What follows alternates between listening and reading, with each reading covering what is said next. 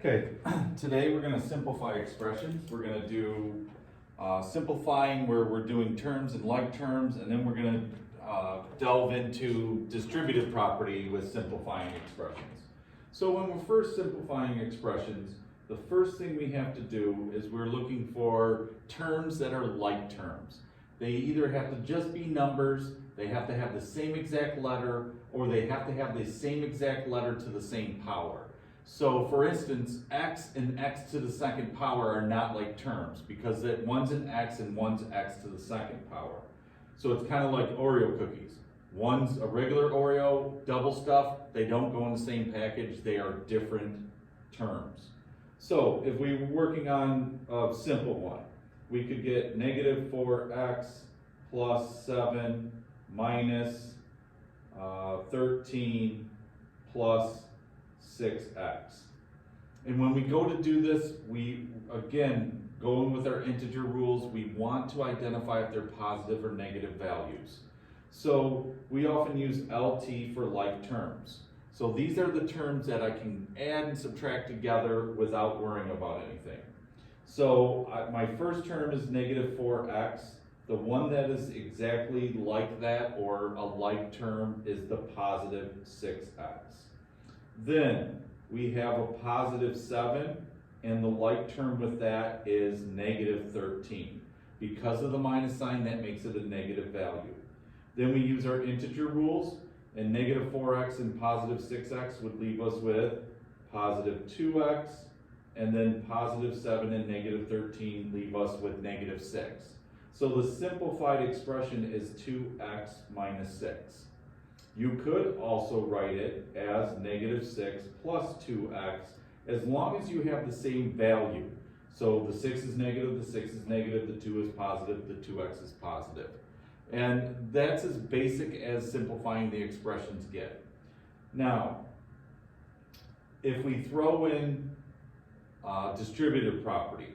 So with distributive property, they're going to put a number on the outside of the parentheses and then put something like 3y minus 4 and then plus 6y. And they're going to say, okay, simplify this expression.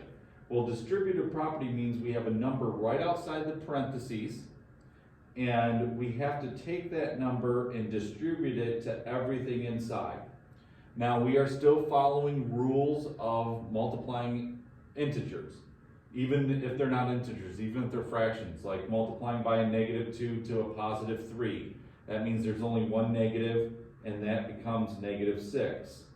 And then negative 2 times the negative 4 will be positive 8, and then plus 6y.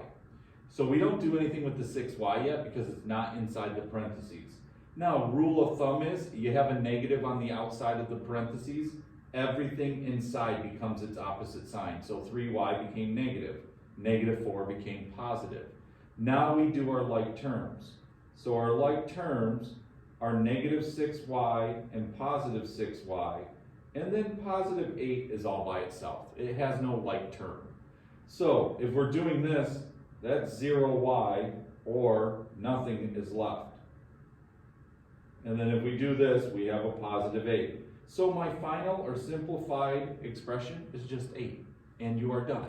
So there's a lot that goes into the distributive property. Now, there's going to be times when distributive property gets a little tricky. So they'll do something like 2 times 4x squared minus 3, and then minus 3x squared plus 7. Now, there are two distributive properties on this one. The first is distributing the 2 to here and to here. The next, just because there's a minus sign out here, it gives it a value of negative 1. But we're distributing the minus sign to everything inside the parentheses. It's still got to be distributed. And what it's going to do is it's going to change the signs of everything inside, but not change the number value. So 2 times 4x is 8x squared. 2 times negative 3 is negative 6. Notice how the 2 doesn't change any signs. It keeps it the same.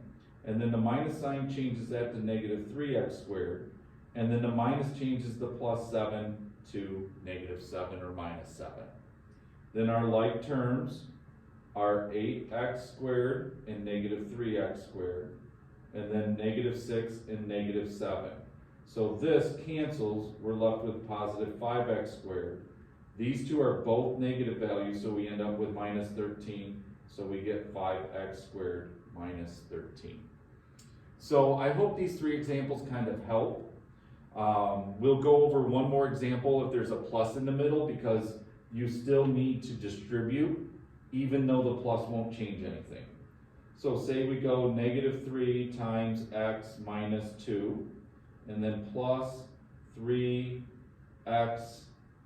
minus 4. So we're still distributing two things.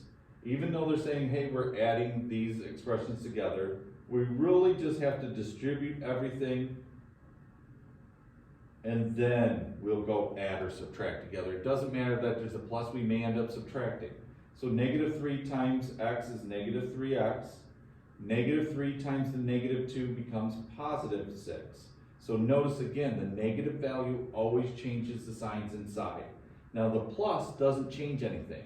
This is still +3x, so we put +3x. And this is still -4, so we still put -4.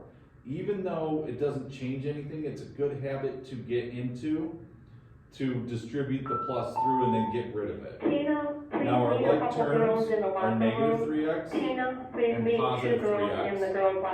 So that would be 0x, and then +6 and -4 would leave us with +2. So our simplified expression is 2.